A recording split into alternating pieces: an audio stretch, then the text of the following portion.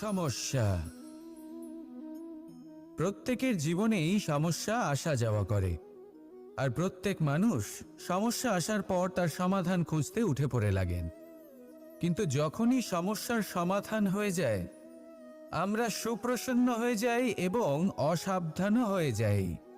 আমাদের মনে হয় যে আমরা সম্পূর্ণরূপে সমস্যার অন্ত করেছি, কিন্তু কোথাও না কোথাও একটা ছোট্ট বীজ রয়েই যায়, আর সেই বীজ আমাদের অসাবধানতার ছত্রছায়ায় বড় হতে থাকে, আর তারপর মহা সংকট হয়ে আবার আমাদের উপর আক্রমণ করে। এই সংকট যে কোনো রূপে আসতে পারে, কোনো শত্রুর রূপেও আসতে পারে, বা কোনো মহামারীর রূপেও আসতে পারে। সেই জন্য সবসময় সাবধান থাকাই উচিত, কারণ অসাবধান হলে কি হয়, আমাদের সুরক্ষা চক্রে একটা ছেদ উৎপন্ন হয়, আর আমাদের শেষ করতে পারে এমন এক বাণ সেই ছেদ বিন্দু হয়ে আমাদের হৃদয়ে প্রবেশ করতে পারে। তাই যে কোনো সমস্যার সমাধান করুন, জয়ী হন, উৎসবও পালন করুন, কিন্তু সাবধানে থাকবেন। আসুন আর আমার সাথে ভালোবেসে বলুন, রাধা রাধা। কর্ম, ধর্ম আর কর্তব্য, এই তিনটি একে অপরের সাথে জড়িত, আর অনেক সময় এই তিনটি পালন করতে করতে আমাদের সেই ব্যক্তির সামনে গিয়ে দাঁড়াতে হয়, তার বিরুদ্ধেই যেতে হয়, যাকে আমরা সব থেকে বেশি ভালোবাসি। কিন্তু সেইখানে এই যুদ্ধ কোনো ব্যক্তিগত যুদ্ধ থাকে না, এ হলো কর্ম, ধর্ম আর কর্তব্যের যুদ্ধ। এটা সরল নয়, অত্যন্ত কঠিন হয় তার সম্মুখীন হওয়া যাকে আমরা সব থেকে বেশি সম্মান করি।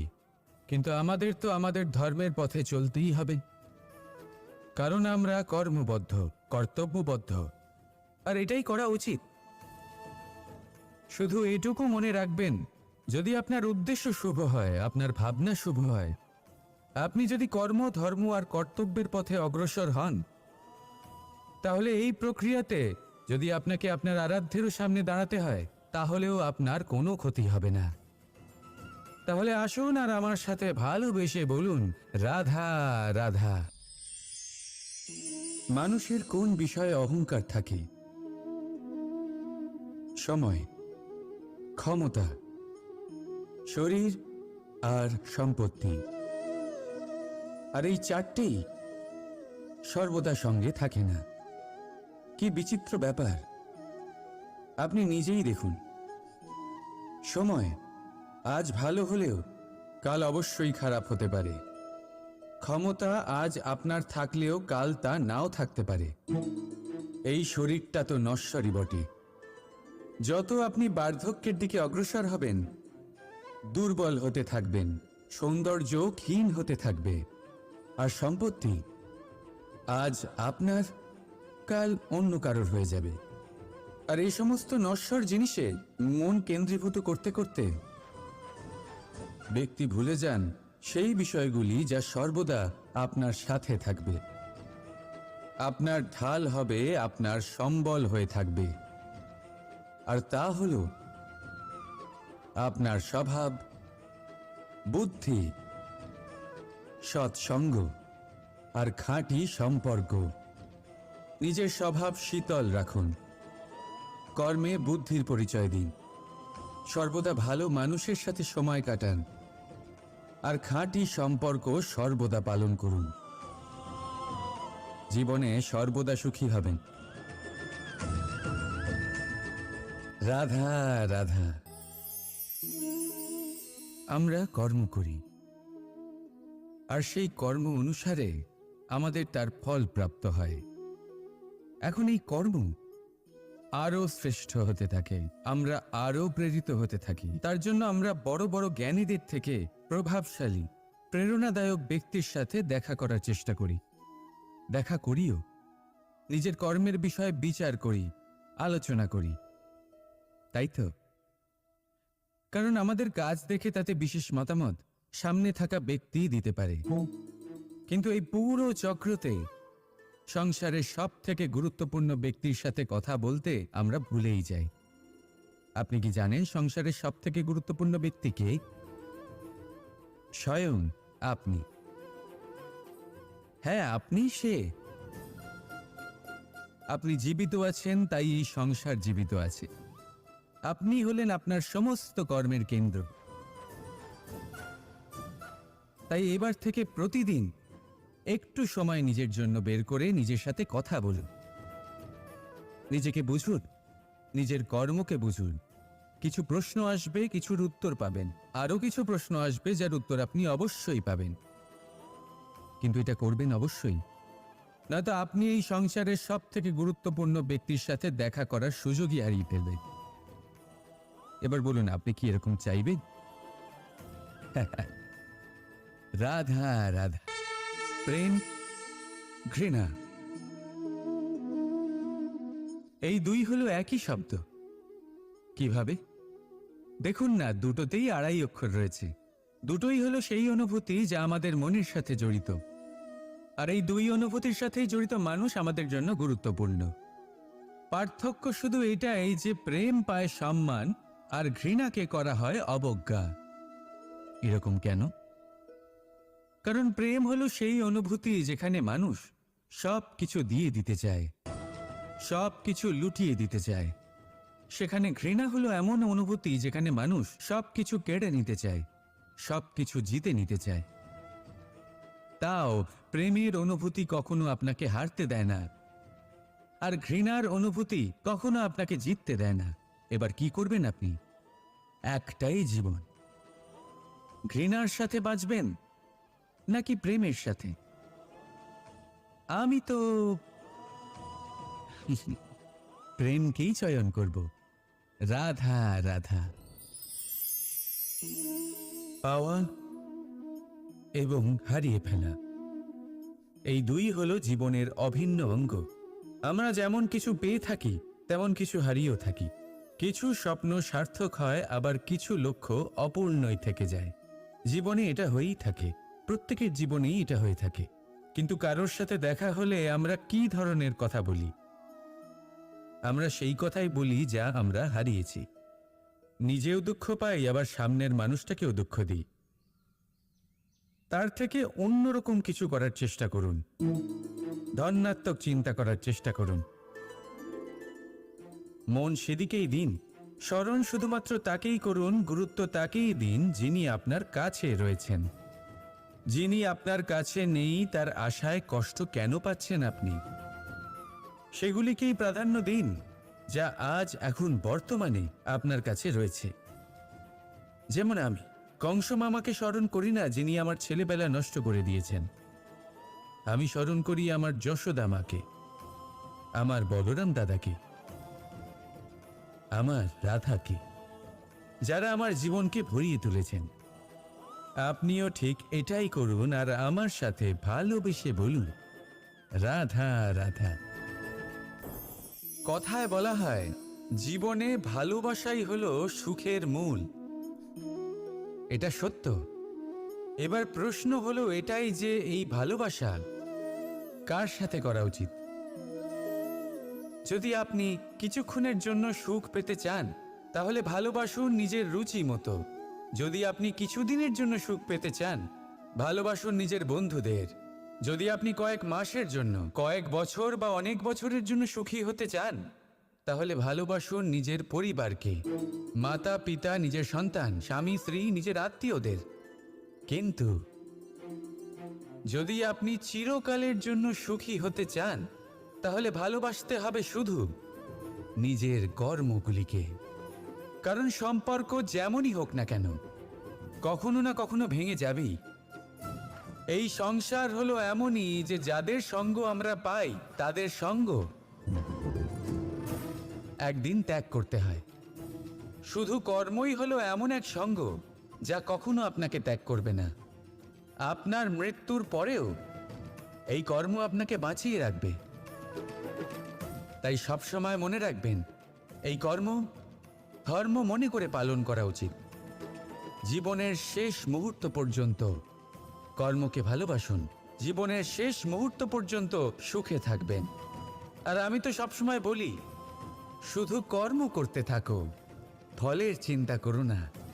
তাহলে আসুন আর আমার সাথে ভালোবেসে বলুন, রাধা রাধা। সদিচ্ছা। দেখতে গেলে 3 অক্ষরে তৈরি এই শব্দ, কিন্তু সমস্ত ত্রিলোক তার উপরেই আধারিত। আপনি এই সংসারে এসেছেন, তখন অবশ্যই শ্বাস নেবেন, কিন্তু তার বদলে আপনাকে কিছু তো দিতেই হবে। আপনার উপর নির্ভর করছে আপনি কি দেবেন। কি দেবেন এই সংসারকে, এই সমাজকে, নিজের পরিবারকে, আর তার বদলে কি নেবেন? যশ নাকি অপযশ? দেখুন, এক ছিল রাবণ, যে কিনা সমুদ্র পার করলো সীতাকে অপহরণ করার জন্য, আর এক ছিলেন রামচন্দ্র, যিনি সমুদ্র পার করেছিলেন, সেতু বানিয়ে গিয়েছিলেন সীতাকে ফিরিয়ে নিয়ে আসার জন্য। দুজনেই সমুদ্র পার করেছিলেন, শুধু পার্থক্য ছিল সদিচ্ছাকে বোঝার, লক্ষ্যের। অনেক মানুষের যাত্রা একরকম হতেই পারে, কিন্তু আনন্দ তখনই লাভ করবেন যখন লক্ষ্য শুভ হবে, মহান হবে। এই লক্ষ্য দিয়ে এই সংসারের কল্যাণ হবে এবং মানুষের সম্মান হবে। যদি আপনার সংকল্প উচিত হয়, তাহলে আপনার লক্ষ্য উচিতই হবে, নয়তো শুধুমাত্র বিনাশ হবে। আর উচিত এটাই হবে যে বিনাশের হাত থেকে যেন নিজেকে বাঁচানো যায়, কি বলেন? তাই জীবনে যে লক্ষ্য স্থির করছেন, মনে রাখবেন তা যেন শুভ লক্ষ্য হয়। যদি এরকম হয়, তাহলে আপনার যাত্রা, আপনার জীবন দুটোই শুভময় হবে। আসুন আর আমার সাথে ভালোবেসে বলুন, রাধা রাধা।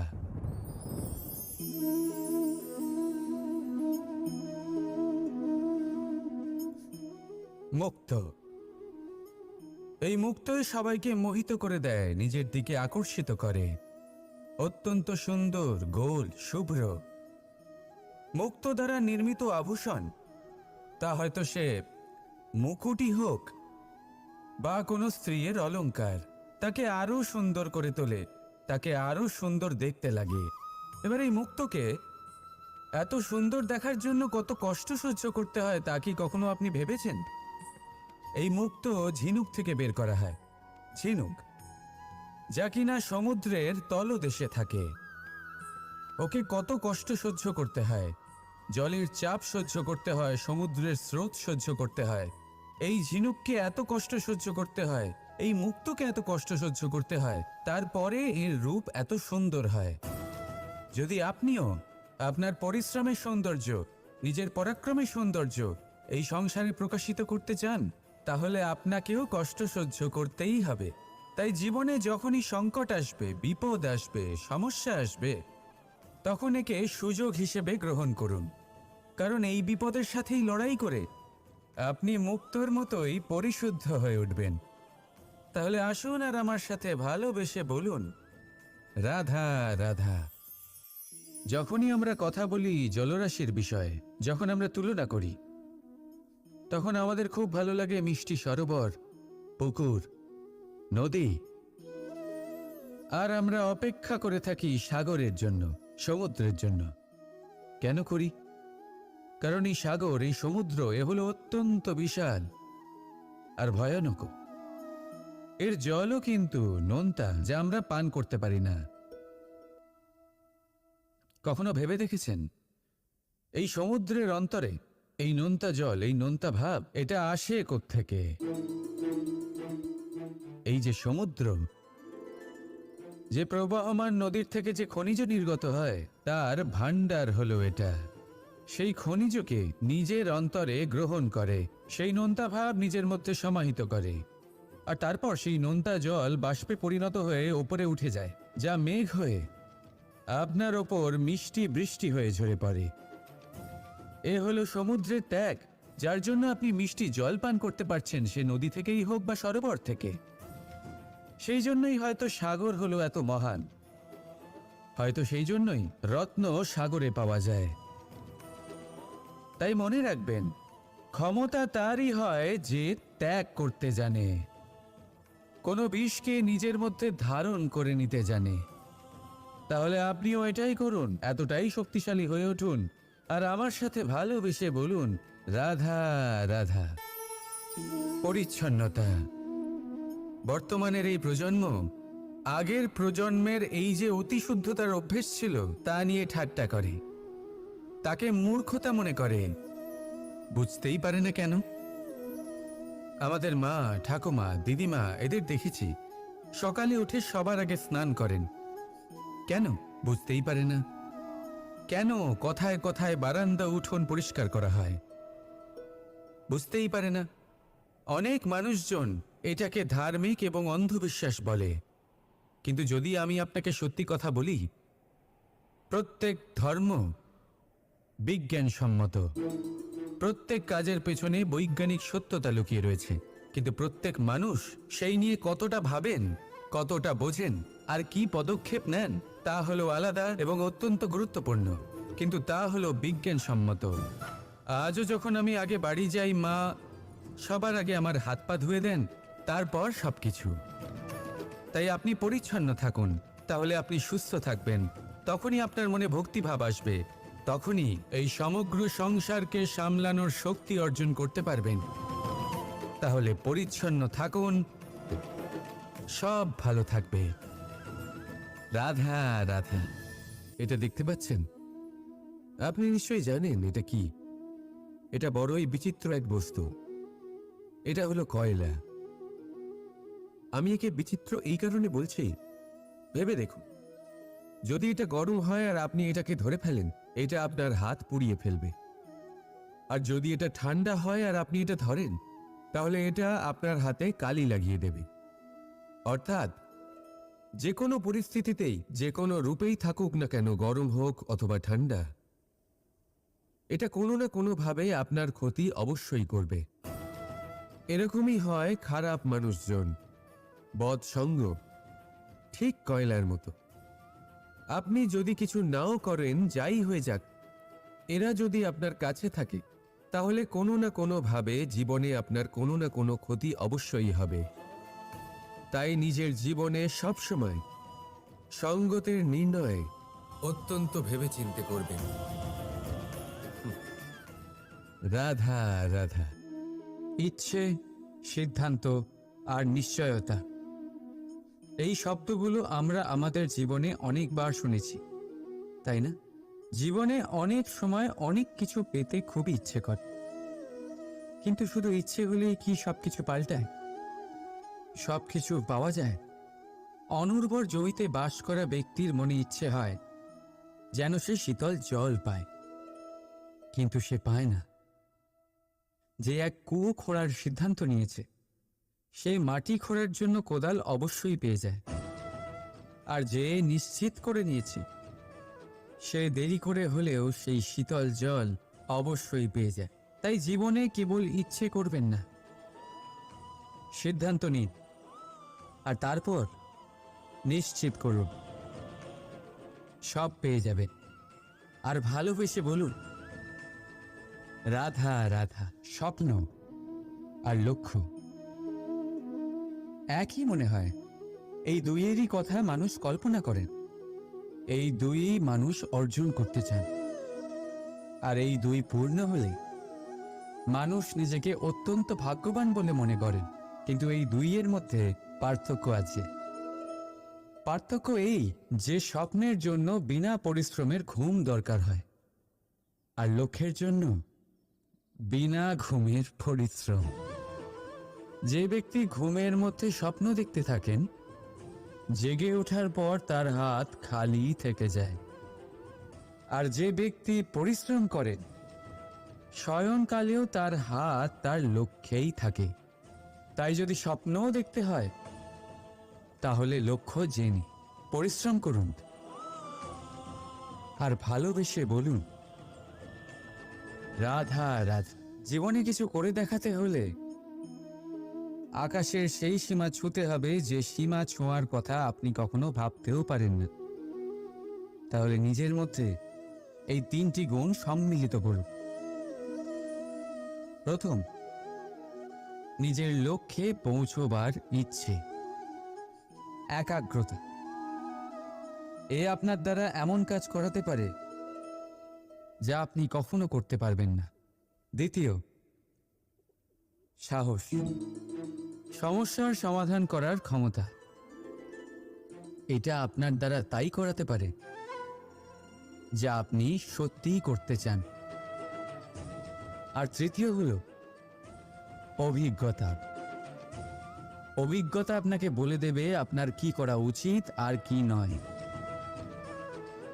তাহলে যিনি ইচ্ছে, সাহস আর অভিজ্ঞতা এই 3 গুণকে সম্মিলিত করতে পেরেছেন, তাদের জন্য সংসারে এমন কোনো কাজ নেই যা তারা করতে পারেন।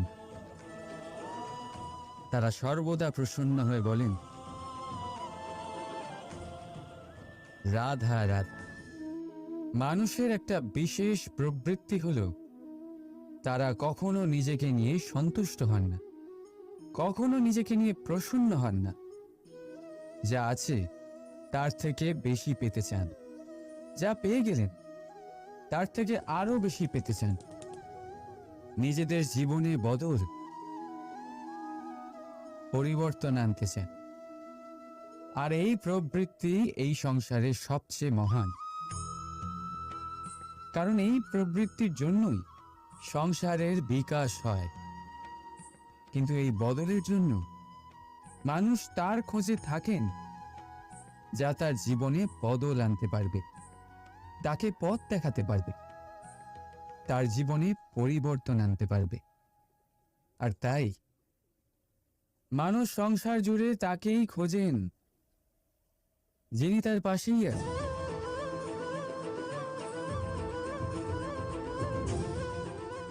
বলুন তো কে?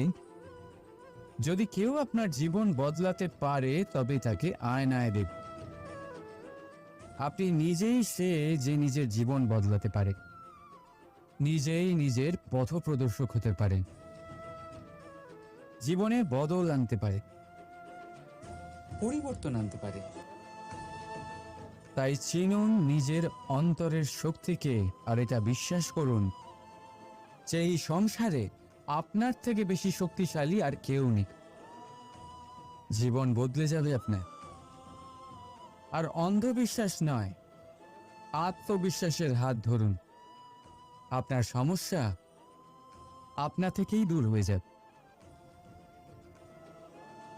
তাই ভালোবেসে বলুন, রাধা রাধা। প্রদীপ জ্বালানোর কাজ বড়ই আনন্দদায়ক। উজ্জ্বলতার এই শিখা যেন আত্মার মধ্যে গিয়ে মনে উল্লাস ভরে দেয়।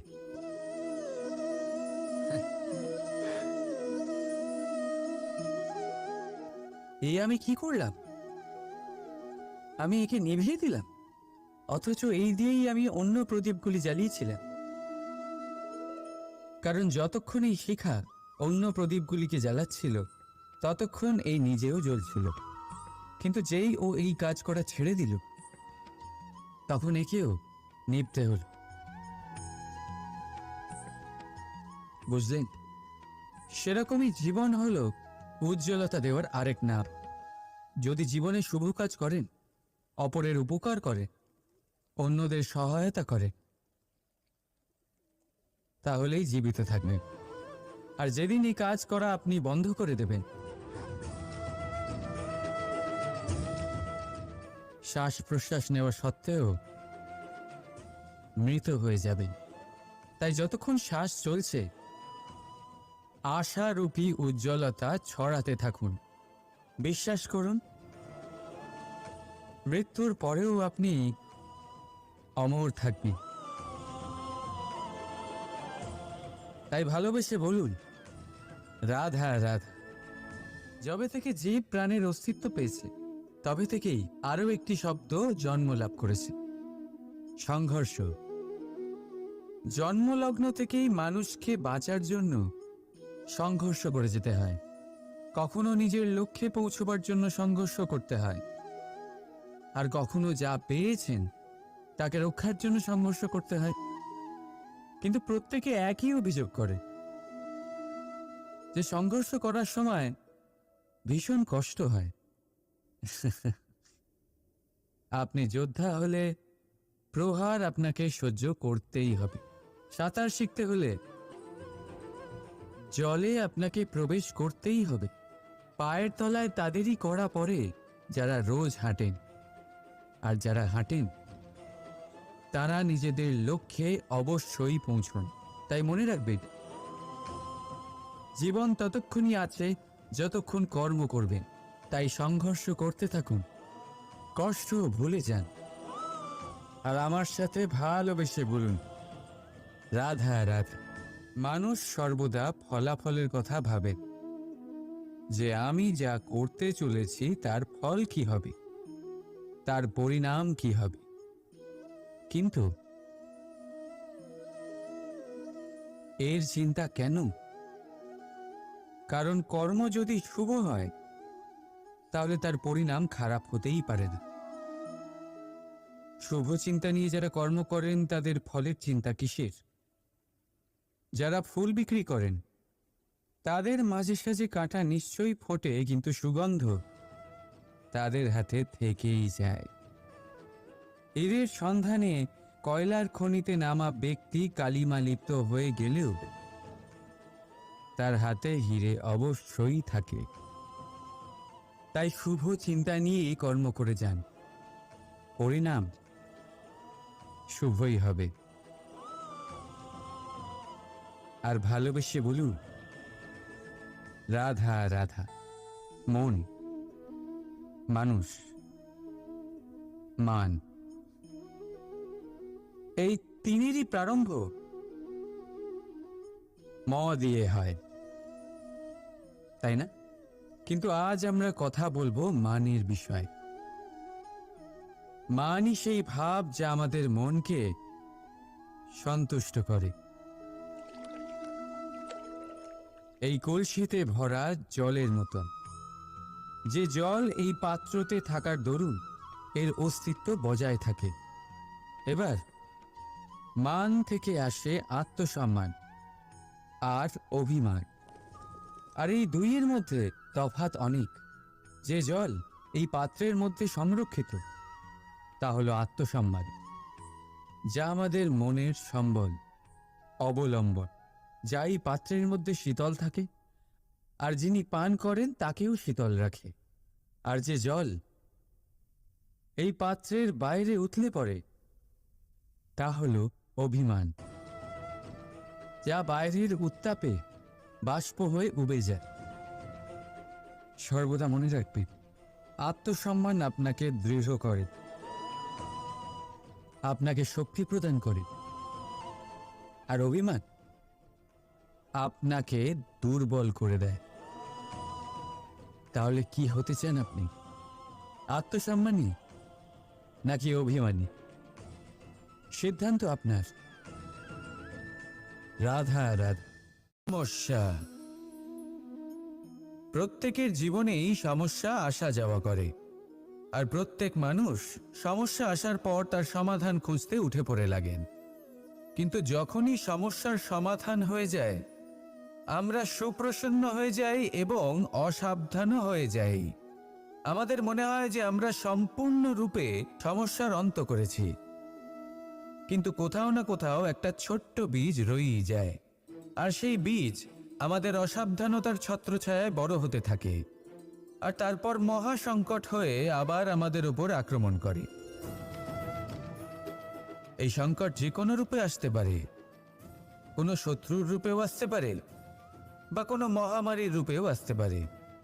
সেই জন্য সবসময় সাবধান থাকাই উচিত, কারণ অসাবধান হলে কি হয়, আমাদের সুরক্ষা চক্রে একটা ছেদ উৎপন্ন হয়, আর আমাদের শেষ করতে পারে এমন এক বাণ সেই ছেদ বিন্দু হয়ে আমাদের হৃদয়ে প্রবেশ করতে পারে। তাই যে কোনো সমস্যার সমাধান করুন, জয়ী হন, উৎসবও পালন করুন, কিন্তু সাবধানে থাকবেন। আসুন আর আমার সাথে ভালোবেসে বলুন, রাধা রাধা। কর্ম, ধর্ম আর কর্তব্য, এই তিনটি একে অপরের সাথে জড়িত, আর অনেক সময় এই তিনটি পালন করতে করতে আমাদের সেই ব্যক্তির সামনে গিয়ে দাঁড়াতে হয়, তার বিরুদ্ধেই যেতে হয়, যাকে আমরা সব থেকে বেশি ভালোবাসি। কিন্তু সেইখানে এই যুদ্ধ কোনো ব্যক্তিগত যুদ্ধ থাকে না, এ হলো কর্ম, ধর্ম আর কর্তব্যের যুদ্ধ। এটা সরল নয়, অত্যন্ত কঠিন হয় তার সম্মুখীন হওয়া যাকে আমরা সব থেকে বেশি সম্মান করি। কিন্তু আমাদের তো আমাদের ধর্মের পথে চলতেই হবে, কারণ আমরা কর্মবদ্ধ, কর্তব্যবদ্ধ, আর এটাই করা উচিত। শুধু এটুকু মনে রাখবেন, যদি আপনার উদ্দেশ্য শুভ হয়, আপনার ভাবনা শুভ হয়, আপনি যদি কর্ম, ধর্ম আর কর্তব্যের পথে অগ্রসর হন, তাহলে এই প্রক্রিয়াতে যদি আপনাকে আপনার আরাধ্যেরও সামনে দাঁড়াতে হয়, তাহলেও আপনার কোনো ক্ষতি হবে না। তাহলে আসুন আর আমার সাথে ভালোবেসে বলুন, রাধা রাধা। মানুষের কোন বিষয়ে অহংকার থাকে? সময়, ক্ষমতা, শরীর আর সম্পত্তি। আর এই চারটেই সর্বদা সঙ্গে থাকে না। কি বিচিত্র ব্যাপার! আপনি নিজেই দেখুন, সময় আজ ভালো হলেও কাল অবশ্যই খারাপ হতে পারে। ক্ষমতা আজ আপনার থাকলেও কাল তা নাও থাকতে পারে। এই শরীরটা তো নশ্বরই বটে। যত আপনি বার্ধক্যের দিকে অগ্রসর হবেন, দুর্বল হতে থাকবেন, সৌন্দর্য ক্ষীণ হতে থাকবে। আর সম্পত্তি আজ আপনার, কাল অন্য কারোর হয়ে যাবে। আর এই সমস্ত নশ্বর জিনিসে মন কেন্দ্রীভূত করতে করতে ব্যক্তি ভুলে যান সেই বিষয়গুলি যা সর্বদা আপনার সাথে থাকবে, আপনার ঢাল হবে, আপনার সম্বল হয়ে থাকবে। আর তা হল আপনার স্বভাব, বুদ্ধি, সৎসঙ্গ আর খাঁটি সম্পর্ক। নিজের স্বভাব শীতল রাখুন, কর্মে বুদ্ধির পরিচয় দিন, সর্বদা ভালো মানুষের সাথে সময় কাটান, আর খাঁটি সম্পর্ক সর্বদা পালন করুন। জীবনে সর্বদা সুখী হবেন। রাধা রাধা। আমরা কর্ম করি, আর সেই কর্ম অনুসারে আমাদের তার ফল প্রাপ্ত হয়।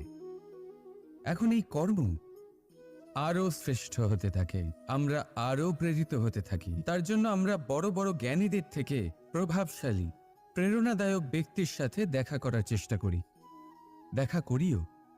নিজের কর্মের বিষয়ে বিচার করি, আলোচনা করি, তাই তো? কারণ আমাদের কাজ দেখে তাতে বিশেষ মতামত সামনে থাকা ব্যক্তি দিতে পারে। কিন্তু এই পুরো চক্রতে সংসারের সব থেকে গুরুত্বপূর্ণ ব্যক্তির সাথে কথা বলতে আমরা ভুলেই যাই। আপনি কি জানেন সংসারের সব থেকে গুরুত্বপূর্ণ ব্যক্তি কে? স্বয়ং আপনি। হ্যাঁ, আপনি সে। আপনি জীবিত আছেন, তাই এই সংসার জীবিত আছে। আপনি হলেন আপনার সমস্ত কর্মের কেন্দ্র। তাই এবার থেকে প্রতিদিন একটু সময় নিজের জন্য বের করে নিজের সাথে কথা বলুন।